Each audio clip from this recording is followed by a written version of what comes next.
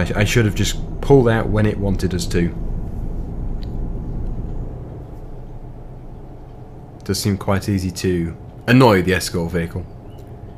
But if anybody's going to annoy them, it's going to be me, because I am just very annoying. So, yeah, let's keep going. We've got 123 miles left to go. So actually, we've done a fair chunk there in the time lapse. It didn't seem to take too long.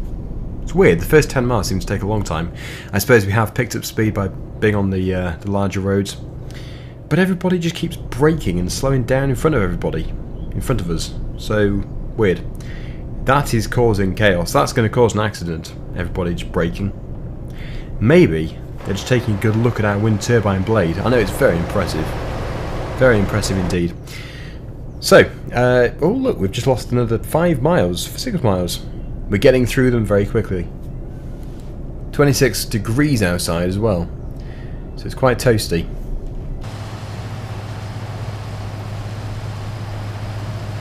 I suppose, yeah, just realised we should have the lights on.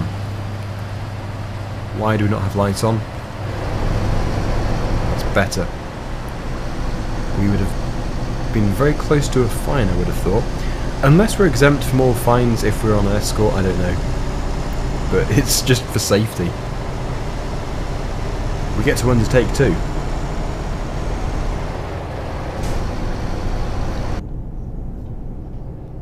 But no, I really do like the addition of the hoses just here, and the cables. Off to Rome. I think the majority of the journey is actually on this sort of road, so we don't have to worry too much about the really tight back roads. I'm pretty sure when it comes to the special transport stuff, it will always put you onto the biggest roads. I think it's doing well to avoid the tolls though, because there's so many tolls everywhere. It must have taken them a while to work it all out.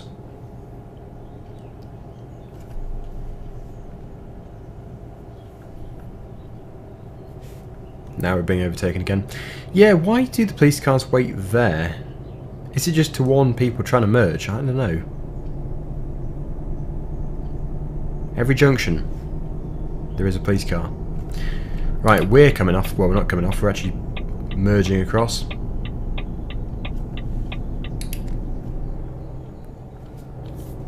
Doing 42 miles per hour, but we're still following the escort vehicle. Maybe the escort vehicle's speeding. Who knows? I find it hard to believe that it would ever speed. I think it is actually doing exactly 37. It's just my speed's fluctuating. It's a nice truck. Very nice. If only we could afford this, but not a chance of that. We are running too, but still, it's it's going to be a long time until we can afford something of this value. Must be extremely expensive. So, somewhere is in 600 metres.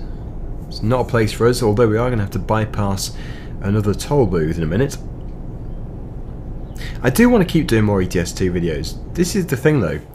I always get so preoccupied with the farming simulator that I then sort of forget about it, and then I need a load of people to remind me, because the reason why I'm doing it today is because I had an awful lot of people mentioning it, saying, oh please just do ETS2 again, and when are you going to do ETS2 again?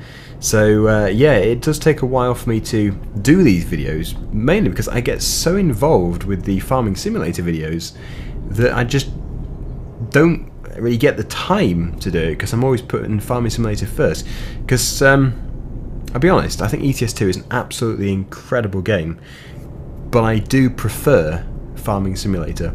But it is a totally different type of game. It's still a simulation game, but it's not the same, obviously. It's not quite as free. You can't get out of the truck and run around and stuff, and you wouldn't want to in the middle of a live carriageway, but I think you get the idea of what I'm saying here. They're both incredibly good games. In fact, some stuff ETS2 is better for, some stuff Farming Simulator is better for.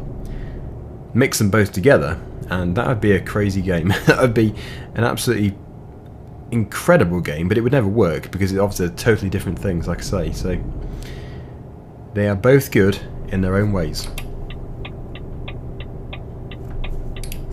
I think SCS are a very dedicated company, though. I really do. I think the effort that is put in with their games is immense. It does definitely show in all of the DLCs they put out and all the updates they put out as well. The same can be said for Giants. I think they put a lot of effort in. I think Giants would benefit by listening to the players a bit more. They do listen to them, definitely, because things which I know have been suggested have been put into the games, but there are a few things which are recurring over a number of versions which still haven't been done. This does not necessarily mean that they're not listening. It might be that they can't do these certain things, or they are going to do these certain things, but maybe they don't have the budget for it this time, maybe they have the time for it at the moment, maybe they're waiting until another version, or maybe FS19. We don't know, because we don't really know what's in FS19 just yet.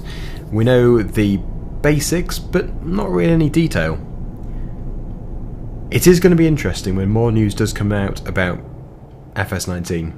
I'm intrigued, just like I'm sure everybody else is, to really find out exactly what it's going to involve. Like I say, we do know some things. It's going to have a new environment, it's going to have an overhauled, well, 2 new environments, an overhauled Estancia del Pacho.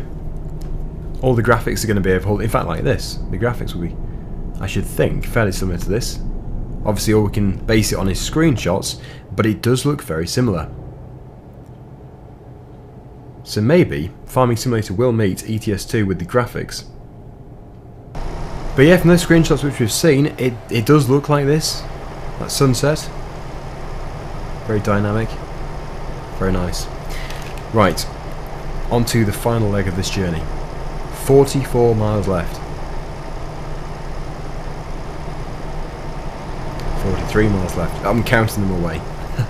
They're flying off. 42. That's going to get boring pretty fast.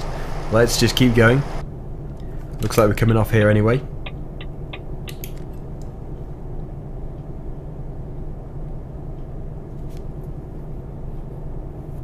Can't actually remember where we're going to.